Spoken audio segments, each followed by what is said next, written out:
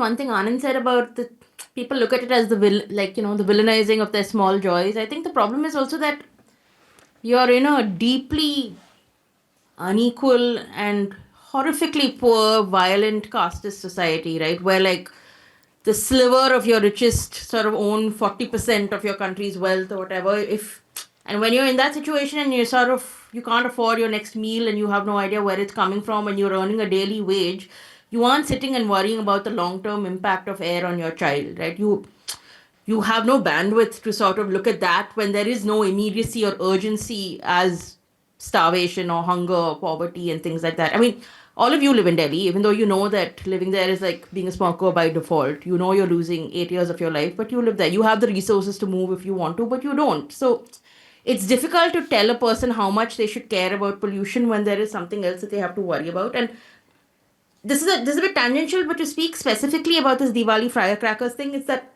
so I live in Chennai, and thing is Chennai is lucky only because geographically you are located near the sea. So in Chennai, the highest AQI in one pockets of neighborhoods on Diwali day was about like 390, I think, which was Which quite is high. quite bad for Yeah, it was Chennai. bad, but then it Yeah. rained, and as soon as it rained, the AQI levels dropped. But also, you live on the coast, like the sea is right here. So, as the fundamental nature of geography means that it impacts the way that your air is sort of hazardous or not hazardous. But again, there are a lot of conversations on should you be bursting firecrackers on Diwali? Is it fair or is it unfair? And the thing is, in a very deeply unequal society, I am very comfortable telling my fellow elites that they are assholes for creating pollution and noise, but I think it's very different when, as Anand is also saying, when you're doing it to somebody who's working class, whose life isn't full of the same sort of joys and indulgences that ours are.